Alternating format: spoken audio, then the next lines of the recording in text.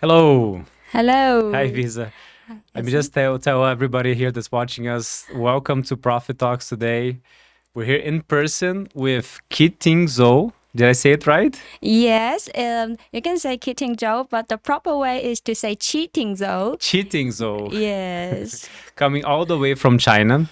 And we're here in person in Brasilia for the Hayek Global Summit. And we're going to get to know a little bit more about Visa. So, Visa, welcome to Thank Brasilia. you very much, Essen. Nice to see you. So, Visa, before we start, tell us a bit about you. Mm. Where you come from, how you were brought up. Um, I'm from China. Um, Originally, I'm from Cantonese area. So when I was brought up in a very traditional Cantonese way. Loved by my parents. I learned Cantonese and then Mandarins as my mother tongue. And later on, I studied English since grade three as scheduled by my school. And later on, I just continued to learn English, and now I speak three languages together and then daily. And I just see that I can use my language skills to communicate. And then now I got into Hayek. Nice. And how was it learning a second language? Because you know Cantonese and Mandarin, right? Mm, Is it Mandarin, the Chinese language? Yes, it's Mandarin. Officially now it's called 普通话. Mm-hmm. Yeah, they're both my mother language, and officially we use Mandarin and 普通话together for daily use nowadays because it's the united language in my country, China. Mm-hmm. And how was the so? It's interesting because here in Brazil we have the same issue that the normal language is Portuguese, Mm-hmm. and we have to learn a second language to Mm-hmm. speak English so we can communicate internationally. Mm-hmm. And the same thing happens in China, right? So you have to learn the English to communicate. How was the process of learning English? The process for learning English has a few steps. First of all, it was new to us, so everything was so excited at learning ABC from the very simple step, and then we were very interested in it.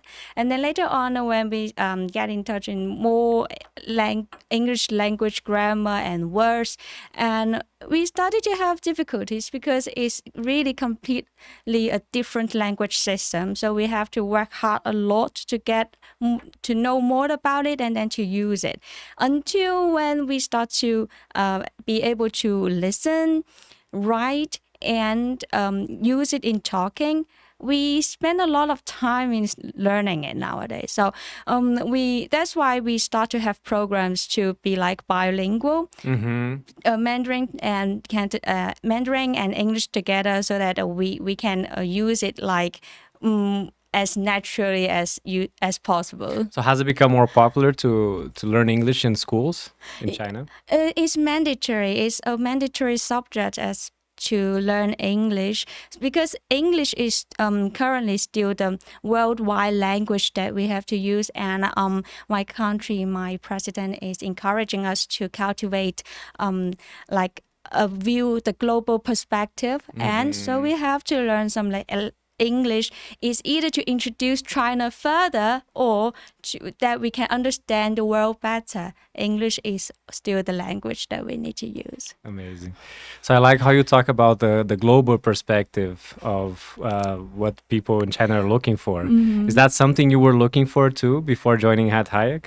Definitely. That's because learning language is just we use language as a tool. But how to use a tool well, we all obviously need to go deeper. So learning the global perspective, we can actually broaden our horizons to see everything. It's not just we consider ourselves, and now we can see bigger to consider from ourselves to the family and then to the community and then community even further up to the state. We call it province in our country and then later on country-wise and then world-wise. It's always a step-by-step process. Amazing.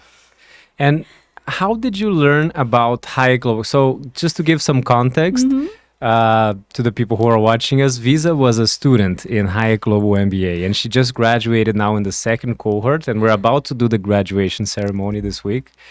How was the process? How did you find out about Hayek Global MBA? I'm even curious because I didn't know about this question until asking right now. Ah, I was for me, I am a personal assistant to a principal of a family office, and one day, the principal's son found was looking for my career progress to see how he can assist me with. So he was looking at LinkedIn. Back then, I still had access to LinkedIn when I was in mainland China. Uh-huh. And then, okay, I saw this opportunity. I signed up for it, especially at that time, we were on a still like outbreak situation, so I had to stay a lot of time at home. And then I was consider, if I don't study, if I don't practice more, then what should I do? So if I have the opportunity, I sign up for it without hesitation. That's how I met Hayek. And then I read all the rules that I have to do to sign up for Hayek. I did it, and then I went through all the in report writing and interviews, and here I am. Amazing, amazing. I remember when we received your application process, it was quite unique for us because we saw, wow, someone from China is applying to our application. And it was a good application process. And I remember we went to the whole process. You did the video, you sent the written the paper, right, that we asked for you to send. And by the end, we were doing an interview. And one thing that I remember well is that I was asking you about the time zones, right? So here we are doing a class in Brazil, which goes from 9 a.m. to 3 p.m. in Brazil. And in China, it was going up to 2 a.m. in the morning. And you had to be in the classes, right? Yes, correct. And your reaction was so natural. It's like, no, there's no problem. I don't do anything from Saturday to Sunday. That it surprised me how of your work ethic. And how was it for you? You know, how did you receive the idea that you were going to study in the middle of the night for 18 months straight, right, in an MBA every Saturday? How did that go for you? Let's consider that when we want to contribute something to the world, do we have to care about the time? Because time is just linear. However, for nature, for everything white, linear time doesn't exist. What is lineario? Linear is like segment by segment. Our time, 24 hours a day, is set. But this is set by our mankind. Okay. So we have to go over it. When we have to do something, we do it no matter what time is it, no matter it's daytime or nighttime. Otherwise, we only consider, oh, it's night already, we have to sleep, no, even though we have things undone. This would delay everything. This is not progressing.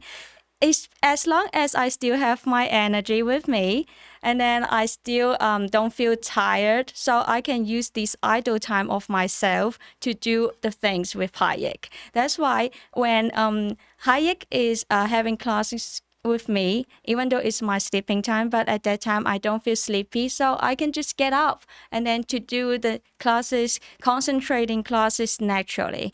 And that's why nowadays globally, as a leader as well, they don't seem to be off like 9 to 6, working 9 to 6. They are always on duty as if, because they need to fix situations, emergencies for the company, so that everything will be valuable. And for me as well, Hayek is preparing me as a future leader, so I'm doing so for Hayek and for my future career and for myself as well. So because of that, you're willing to stay up late at night and studying for the classes. Yes, sometimes we have to do some sacrifices, right, for ourselves, because this is what I'm interested in. So I stay with it and I continue with it, and I don't feel tired of it because I am in it and I'm interested in it. Amazing. That's very great because that's a very unique work ethic that you bring with you, and it was great to see you in the classes while you were doing that. Very honored. I was very honored to see how much you dedicated in the classes. It's my pleasure as well, because for me personally, I like challenges a lot, because challenges can enlarge my boundaries so that I can be better and better. Being better is just not one day job.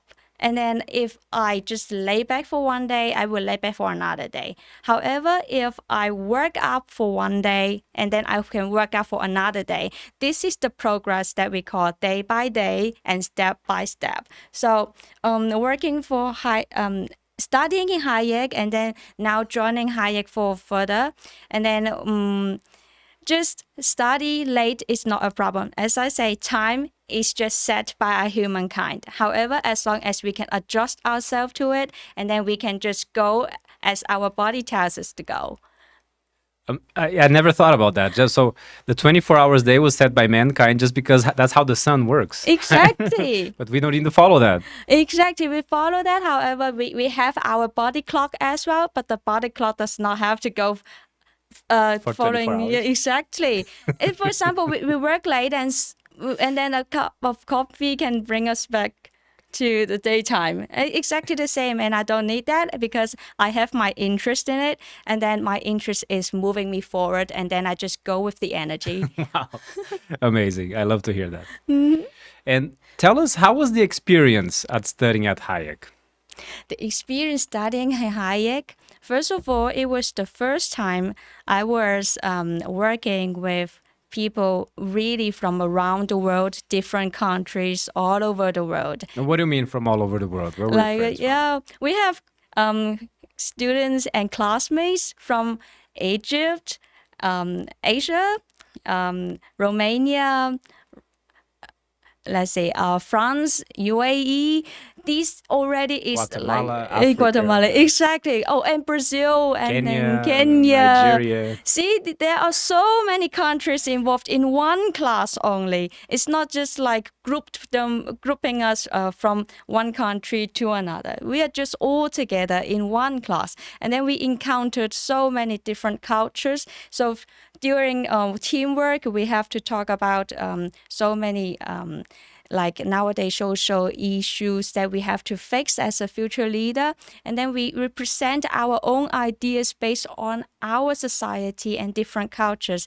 And then with all this discussion, different ideas, and then we always work out with the better one, always the best one, because this one always work really completely for the whole world. It's not just for one community or for one culture. This time it's really for the whole world.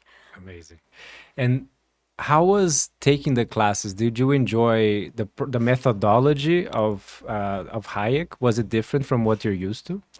Yeah, I like it, the methodology, and it's quite different from what I used to. Normally, from what I studied, we have a textbook that we need to read through line to line, and then we start to find out more knowledge to fill up with what we need to learn more about a specific term in this textbook. However, MBA is not just a study, but also it's a practice. So during my MBA study in Hayek Global College, we don't have a specific textbook, but we do have a lot of reading materials and so many real cases, scenarios to read up to and to refer to, so that everything will be up to date to us. And so we have to use our own ability or cultivate our own ability to catch up with the pace of the society, of the development of the world. So this is what Hayek is pushing us forward to, and we are willing to be pushed and to move forward to along with Hayek progress. And was there any specific moment that you remember in class that you recall? Any specific class that you felt like an aha moment? Wow, that this was a new unique for me. Yes, there was a moment I remember very clearly. Professor Burke, he gave us a few scenarios and then tell us to do group work to find out is when is this situation What was true? Burke's class again? Professor Burke's? Professor Burke is teaching us Business Street. Business Street Smarts. Yeah, smart. And then for that, he told us to analyze each situation and find out the person who is involved in the situation, is he doing correctly or wrongly, and tell us why. And for that, the scenarios were very interesting because when we read up this case, it seemed they were wrong. However, the person was there is actually doing right things.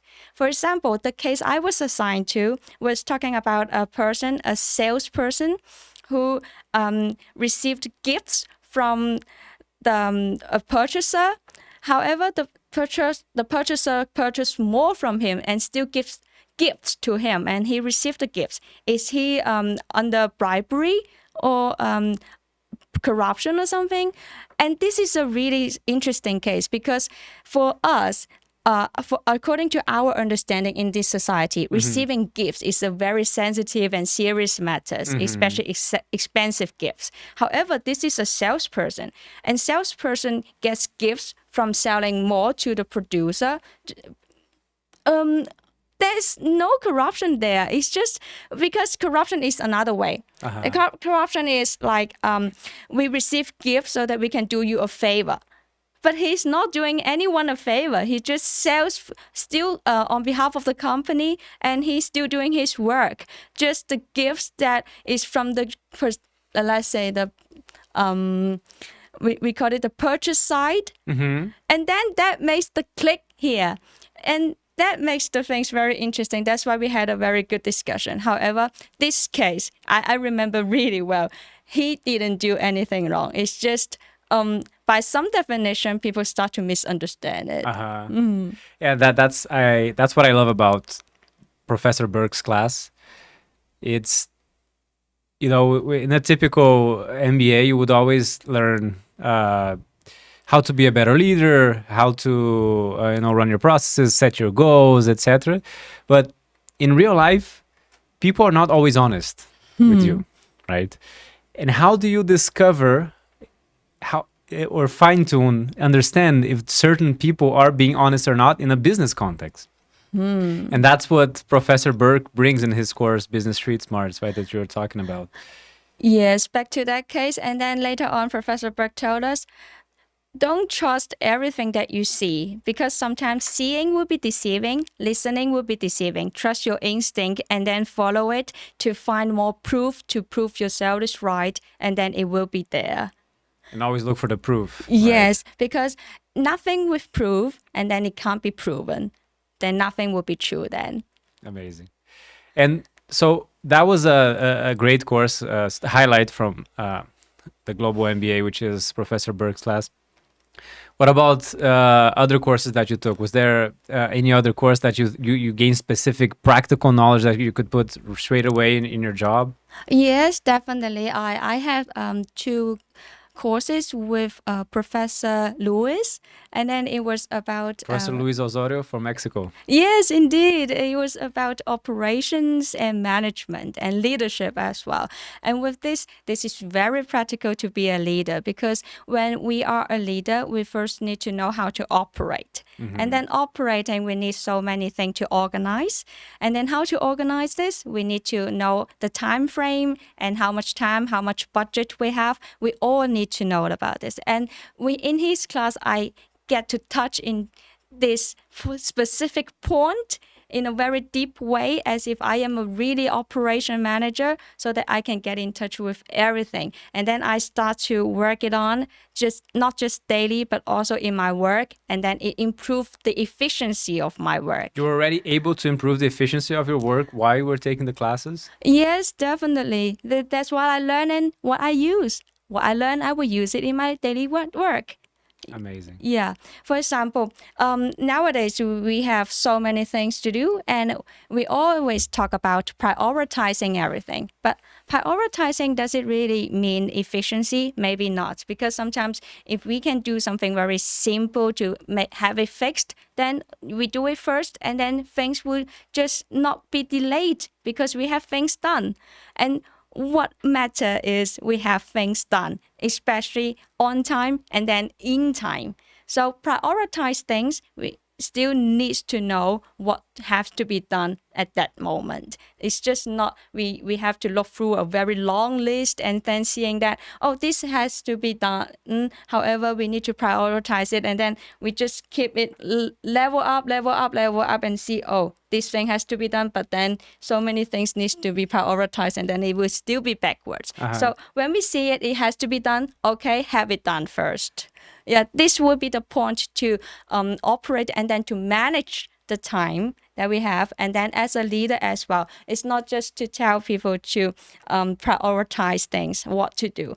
Just tell them, organize things, have it done, and then things will never have to be prioritized anymore because it has been fixed and done. Cool. Yeah. Amazing. Yeah, Professor Luis, if he's watching us, send a message to Professor Luis right now. Yeah, Professor Lewis, thank you very much for your classes. I have learned a lot, and I just mentioned you in this broadcast because I do use all the techniques and skills that you challenged me to improve about, and then it does work. Thank you very much. Amazing. And Visa, now tell me what are your next steps for you now? So you're finishing your MBA. You have a great job in China, in Guangzhou. Did I say it right? What is your next steps for your career? What's for Visa now? Was for Visa. Visa now has so many choices because Visa start to have an MBA degree. And then my career development for now, I would consider more to not just focus on my further career development. Also, I would consider to develop together with the business of the company because this will be the sustainable way of myself and for the company together. Everything I would say is still within the community because I live in a community, then I need to contribute back to the community. And then we help each other and then we create a valuable community and then use the community effect to enhance it even further, either to the city or the province and then the country and then the whole world. This is my goal. That's why I in the company I always encourage myself not to deny any request, but rather accept every request to see how we can fix it, because this is how we need to do for the whole world. We are here and everyone has its own request, and not everyone can do this thing themselves. So that's why how we build. That's why we have business. Business is we use communication or transformation to and information to see who can do what we can't do. And here, that's what my goal is as well. I use communication to find out what others need to do, but they can't do, and then I help them to fix it. Cool. And do you have a dream? Like, what is your dream job? Like, where do you want to go 10 years from now? 10 years from now, my dream job will be, I. Do you have maybe start your own company? What is your moonshot? Where do you want to get to? Let me think about that, because I don't think about 10 years that far, but for 3 years, then I would consider to be in senior management. And then sooner for senior management, I have more experience than that, and then go to 5 years to have more experience to really get in touch with more, like deeper into company operations. And then I see if I can do it on myself. If I can be my own boss later on. And then for 10 years, maybe to get my own business, it would be a good idea. So in 10 years, you think about doing your own business? I think so. And do you feel prepared for that? With an MBA, yes, definitely, no doubt, because Hayek MBA has been preparing me for that. And this is, I remember when I joined Hayek, there was one reason as well, very important reason, that Hayek Global College does not only focus on a specific subject. It focuses on to create us as a future leader, to be an entrepreneur. And being an entrepreneur really need to do things from scratch, from 0 to 1. And that increased my interest in getting into higher global college. That's why I work hard on it. And then being an entrepreneur, we have to know everything, not just know we are a boss and then we can hire someone to do it for us. This is not sustainable. Or as a boss myself, I don't feel safe about that. And then as long as I know everything how to do it myself, to build up a company or business, and then I can hire someone, and then I can see if everything is really on track. Otherwise, I only know how to do accounting, and then I can only focus on accounting. This will limit my mind. But being an entrepreneur, things will be bigger. So I need to have to know how to read and analyze the bigger picture. So you have a bigger context of a more holistic approach to business. Yes, I do. That's why sometimes maybe when we see a situation, I even see further already, so that I don't only fix the situation, but also let the situation lead us to a better future. That would be the most progressing way. Very good. These are very good points of view. That you had an idea when you took my entrepreneurship class about creating a business which had to do with 3D printing of clothing Yes. and bringing that to customize clothing. Can you tell us a little bit about that idea? How you came up with that? Yeah. For I came up with that. First of all, I'm a lady. I Okay. like dressing up. But yeah, I like clothes. However, I like bespoke costume as well. However, something I don't enjoy is there will be body touching, and then it was When you have lengthy. to Yeah. customize the Yeah, clothing. exactly. And then it takes so long to get every data, and then maybe one day is okay, I go there, and then they measure my body, and then I have to go another time to try on the clothes, and then if it's not right, then it would take Adjust another again. time. That takes weeks and months to get a really And it's well expensive dressed. too, right? Exactly. And then now we have technology which can help us to do that. So we just need a 3D reader to read the body, and then scan the body. Then the body measurement will be analyzed by the technology, by the computer already. And then you can design what t-shirt or whatever costume or dress that everyone would like to have. If you would like it to be like oversized, you just take it yourself, because this technology we nowadays can do it already. And then we use an app, just measure it, do it ourselves, and everything comes out. Everything will fit as you would like it. That's the idea. It takes less time and it fits better. Have you seen that in any place already? No, however, I do see that online some expect event already has such a machine to scan the body and then measure the body, and then to post it on the screen so that you can see how your body is measured. And then when you put your exemplary things, clothes on, how it fits your body. It can do it now. So it is possible to be done, It is possible. I checked it. It is possible, but no one and does it yet. no one does it yet. That's why I'm the first one to present this idea, and then it costs. Yeah. And what are the challenges for implementing that? The challenges for implementing that, first of all, is find a location that we can get more and more people to know about this technology and then get used to it. Because sometimes nowadays we don't have many people that are willing to change. They might still like the traditional way, and then we need to change their concept, and then this will be our biggest challenge to do so. And once they are used to the technology, I believe that people will start to use this technology more, and then the business will start to grow and run. I remember you were doing a pitch to the class, and we had a board in meeting at the end. Yeah. Do you remember that? Yes, I do. What were your memories from your presentation? My presentation, you mean the Who was there? comment? How was the presentation at the end? I remember we have a guest professor, and then we have an investor. Is it Michael? It was first Professor Chait, Yes. Arthur Chait, Mm-hmm. and then we had John Chisholm, which is Ah. a book author as well. And his company, his book is called Unleash Your Inner Company, Hmm. and he's an investor also in the United States. And then we also had our professor, right, Professor Jean Baptiste, Oh who yes. is an entrepreneur himself. So.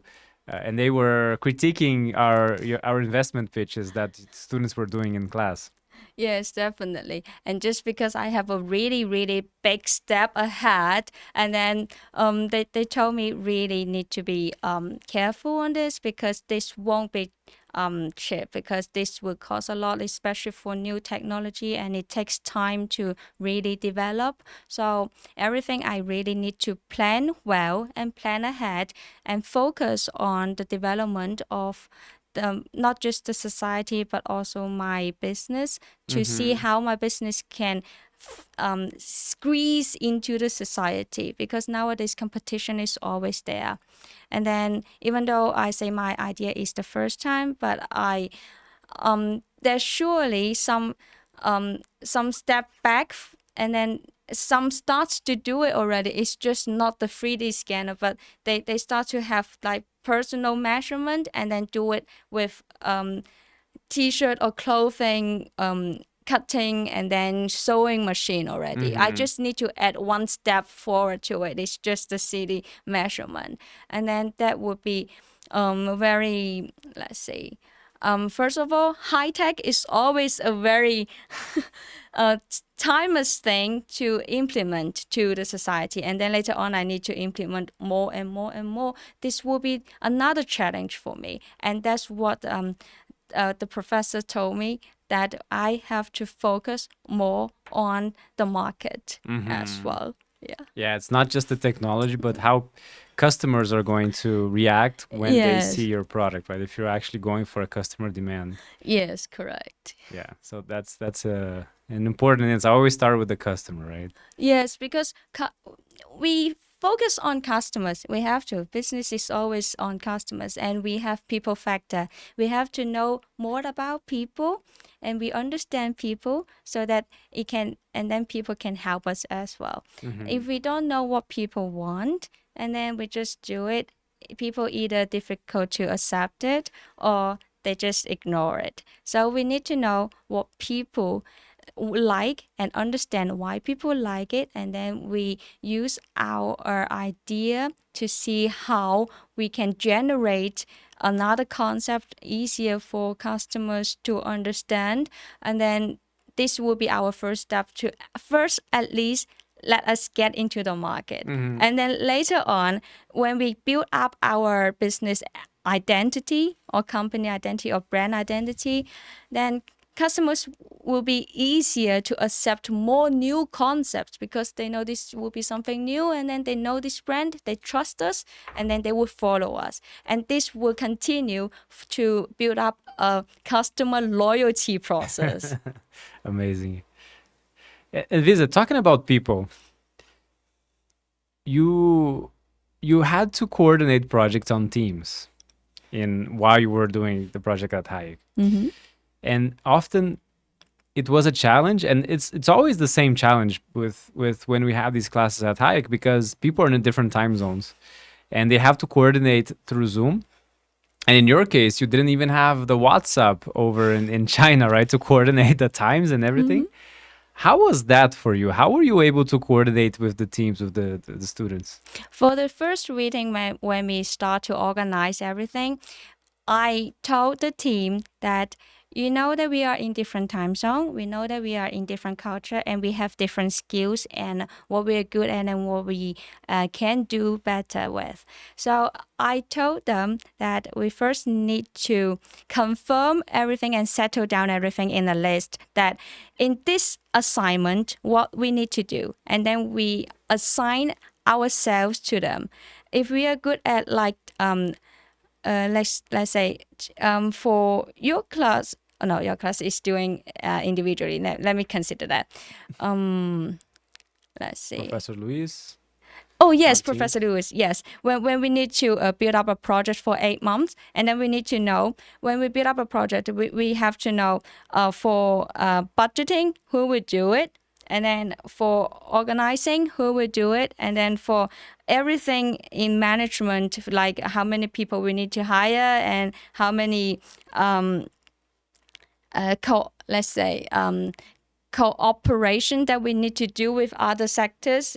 Then we need to list out what we need to do, and then we assign these tasks ourselves within the team to ourselves, and then we know, okay, so Visa is in charge of the management, and then my colleague Leonardo will be in charge on the budgeting, and then my colleague, let's see, is Anthony will be in charge of the activity organizing. So we have our assignment already. And how we do it, we don't interfere. And then we just report by email from time to time. Okay, I have this progress I share with you. And then you share, I share, he shares. And then we have a compound of information already. And then now we know how the progress we have in our team project. So you don't necessarily have to meet at the same time in order to build up the project. No, because we trust each other, because we have the ability, we are good at doing this part. So we assign ourselves to that. So we trust each other, and then you just do it, and then tell us what your progress is. We share the information that what we have done, and then we know. That's it. And then this is what we have. This is like different departments in a company. Yeah. We don't need to interfere like I'm from accounting, you from management. So accounting won't interfere in management. However, when you report to me, okay, I know you have this progress. It's just like an annual meeting. Very cool, because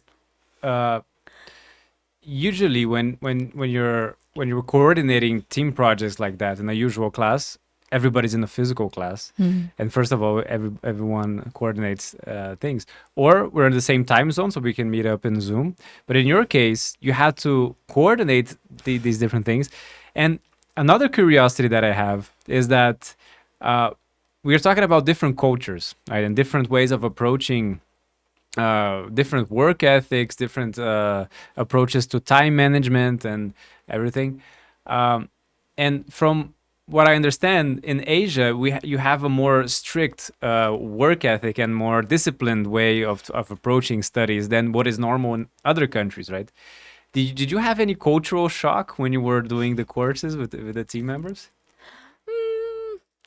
For me, I don't seem to have it because I don't comment and I don't judge any culture. I would just respect it directly. So whenever they tell me, it will be just something new for me to learn about. And then I know next time when I talk to them, and then what feeling would be given to them, and then I would just consider that. And later on, since we are working very well together, I just they know that in my culture maybe they can't do this, then they would just don't do it. And for me, I know some culture that they don't do this, and I just don't go that way, not even mention it. This is showing respect to each other, then that would be fine. Do you feel that you were in a very respectful environment, considering all these different cultures and the way of approaching things? Yes, of course. They do very well with me, and I do very well with them. So I do feel very respectful with each other. It's a challenge, right? Because we're in a community where you have different beliefs, different religions, different upbringings, and sometimes what some people might consider normal, others might consider offensive, right? And even some types of businesses, sometimes a business is okay in a country, but in other is not okay. And our challenge is to bring our community to work together despite all these differences. Yeah, actually, we just need to keep our mind open for that because we have to understand that the world is really big, and then we do have so many different cultures. We don't have to get used to all of them because this is not our own culture, but we do need to respect all of this. To respect this, we don't judge, we don't comment. That's it. Just listen and then know and understand. This is the way. So I would not have so much concern about this because if I feel offended, I would just say ahead and then just need to remind people that this will be a taboo in my country. And then you say so, no problem, but just not to me, then that would be fine. Yeah. And you felt that the environment at Hayek was very respectful. People respected you. You respected people, I imagine. Yes, definitely, very well. Yeah. So, and tell me, Visa, what's what did you do in college again? With your in bachelor's degree? Yeah, for my bachelor degree, I study art of English. I studied interpretation and translation, and also literature. Oh, so you were literature, more into the arts. Later on, I choose the more practical way. It will be interpretation and translation. However, doing so, I still need to read a lot of literature to understand this language. Oh, I study English as my major as well. You Yeah. studied English as a What is your Yes. favorite book? My favorite book is definitely, let's see, Romeo and Juliet. Romeo and Juliet. Yeah, I like Shakespeare's a lot, and nowadays I still read Shakespeare's. Wow. What about Shakespeare? Why is it so good? I don't know, maybe That's very Western, right? yes, if it's we think very about it. Western. It just has a charm that keeps me reading it. It's just like every time when I read the poem, you can feel, wow, it's just like very smooth and very. I don't know. It's whenever talking about Shakespeare, I feel very excited. It's just like the sonnet as it says, like, shall I compare thee to the summer's day? Thou art more lovely and more temperate. And when I read this, it just calm me down, and then I follow the stream of all the lines. Wow. Yeah, it gives me such a sense. So I like Shakespeare a lot. I even sometimes watch a TV series about Shakespeare and like Crow. What is that? It's Crows is the British TV series talking about Shakespeare Uh-huh. lifetime. Yeah, Is that normal in China to read Shakespeare and It- Western literature? it's very normal for Western literature. Shakespeare is normally the very first one to know about. Oh yeah. Yes, indeed. Very Shakespeare cool. is very popular. That's something I wouldn't imagine in China.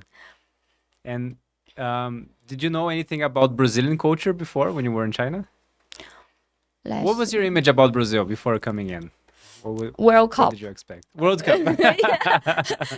I don't play football and I don't know football a lot. However, I do know that Brazil has a very strong stand in the World Cup in football world. Is football popular in China? It's getting more popular because now we have a Chinese team. And you have a Chinese team? Yeah, we have a China team for that. And what's your impression coming into Brazil for the first time? It's hospitality. It welcomes me a lot with passion. I can feel that already when I landed myself in Sao Paulo. People were very welcome and always ready to help. And then their smile, their big hug, yeah, everything was very making me feel like I'm comfortable here, and I feel like I'm coming here, and I am not an outsider. So now you're Brazilian already. Yeah, they include me very fast. Yeah. That's great to hear. In your opinion, we have a very warm, welcoming. Yes, warm, welcoming, and warm culture, warm weather, everything very warm, and I feel very comfortable with it. And on Thursday, Mm-hmm. not on Thursday. Thursday is going to be the graduation ceremony, but Mm-hmm. on Wednesday you're going to have a lecture, which you're going to talk to us about business in China. Right? I'm very excited to watch your lecture. And can you just give us a little preview of what's going to happen on Wednesday?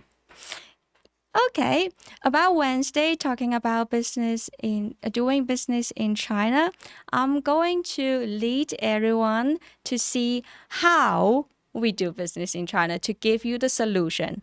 Because every time when we say we do international business will be a difficult thing because we have not only the regulations to follow, but also the cultural rituals to follow. And I will give you more details in the lecture. Awesome. We are very excited to see you speak on Wednesday. Mhm. And Visa, to people who are considering to do Hayek Global MBA but have not decided yet, what would you say to them?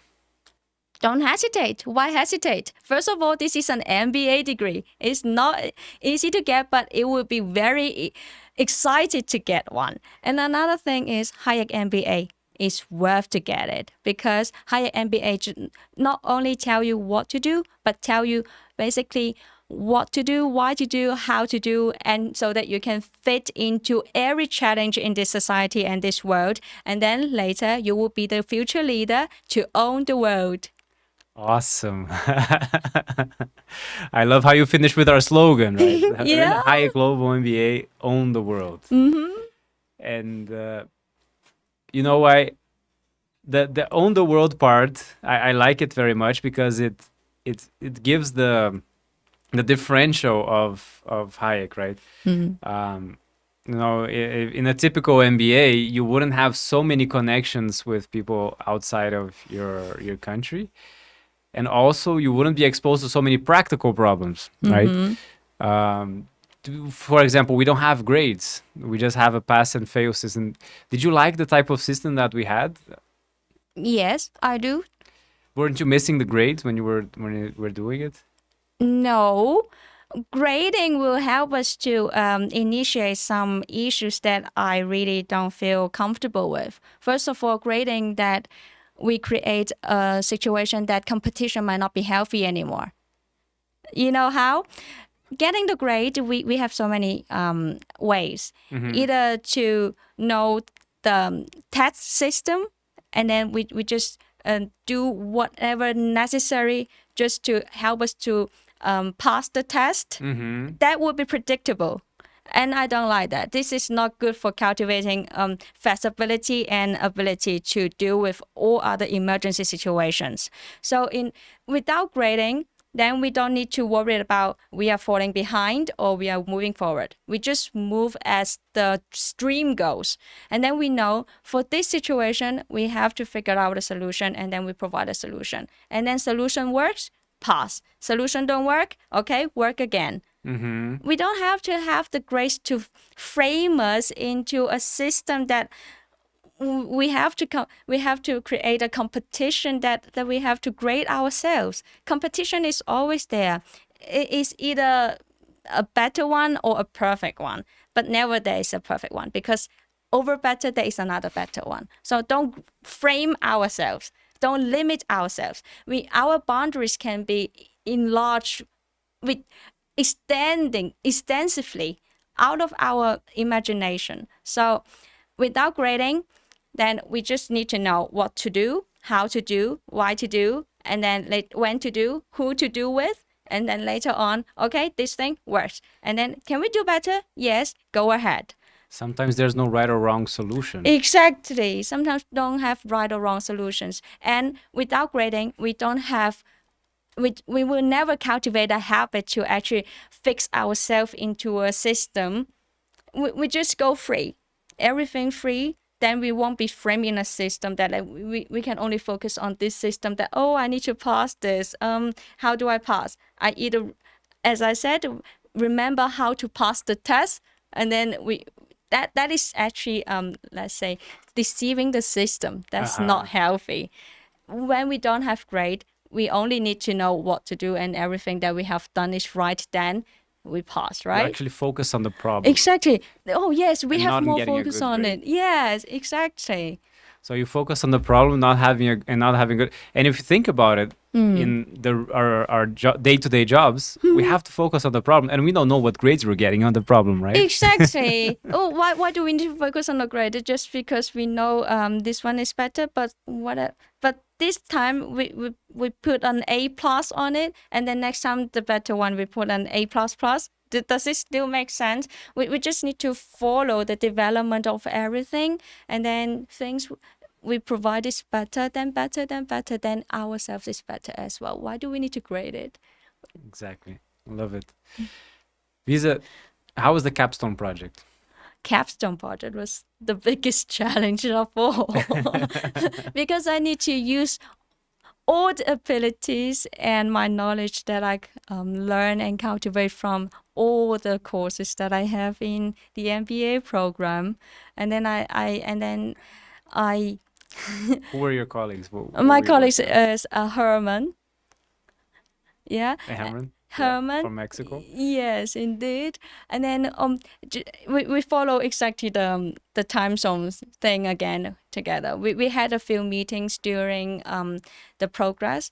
However, we still settled which part that we need to follow up ourselves, and then we don't interfere. And then later on we report to each other, and then we form a very specific solution for our other colleague who already has her own business, Simona. Oh yeah, that was a project for Simona, who Yes, is a indeed. Romanian colleague, and she has a company called Saint Roastery, and you were working for her project, right? Yes, correct. So everything will be just on track because we know what we are focusing on. Amazing. And Visa, do you have any questions for me, for Hayek? Oh, yes, I have always been wondering, how do you form up this idea to make a complete online platform for a very specific MBA program? This is a good question. It was not planned the way it is today. We happened we kind of fell into it, and we adapted as we went in the process. So the story as it goes is we had planned to do an undergraduate program in 2020. We were about to start reforming a campus, which is the one you saw in Brasilia, but then the pandemics came. And we still were thinking about having the professors and the students in person. And when the pandemics came, we were like, okay, let's wait a little bit. And then it didn't. The pandemic just kept going on. And we're like, okay, so we have to think of a different business model. So we thought about the online MBA.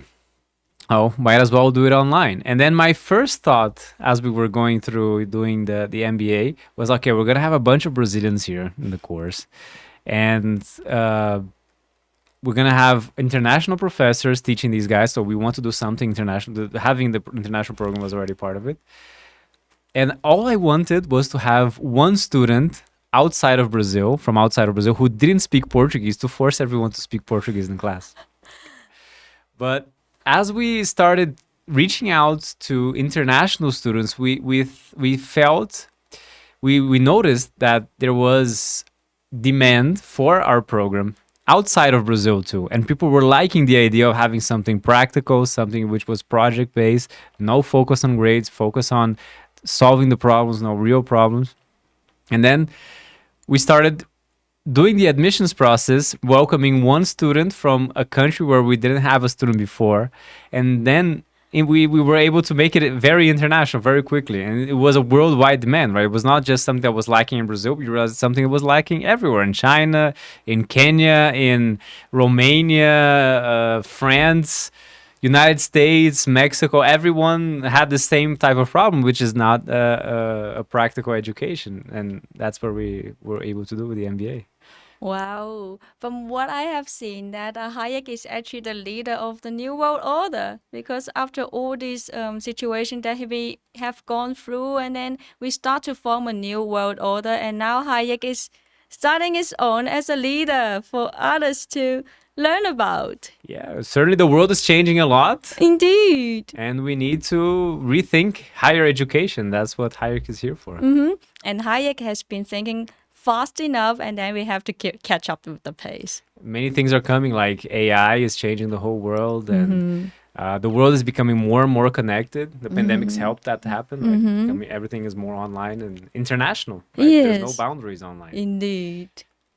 That's why I always say that the world seems to be very big because we have to go across time zone hours after hours just to get together. However, the world is also small because now we have internet to connect us. We just need 1 minute and then everybody is online and then we see each other. Exactly. With the same facility that I can, same ease of connection that I can connect with my neighbor online.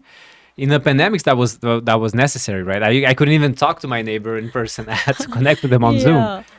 But at the same time, with the same ease, I could connect with you all the way in China, and we could have a normal conversation from all around the world. And I could connect with you in China. I could connect with Charles in Kenya. I could connect with Herman in Mexico, Juan in Yes. Guatemala, some other people from other states in Brazil. And we could form an international community, all working together at the same time from our computer. Yeah, and then sometimes after we have a meeting or class, we always have a screenshot showing everybody from which country. I took it and then I posted on my friends' circles. My friends are amazed by me that wow, how did you get In China? Yeah, in China they say wow, at least there's so many countries, so many people that you know this really worldwide. You are so international. Yeah, my friends were amazed by that. Wow.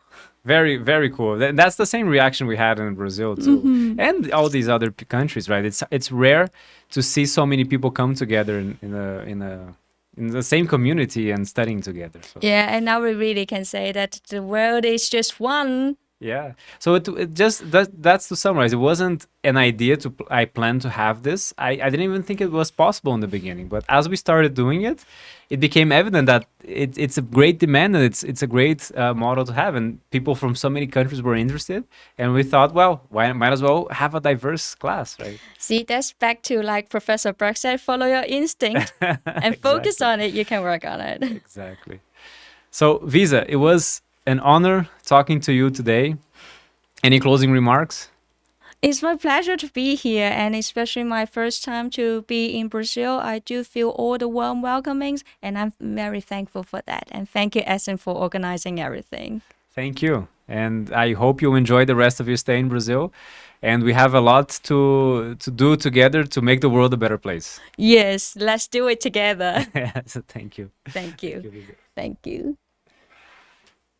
Right. Muito obrigado, Mr. Gabriel. Fechamos bem no tempo, hein?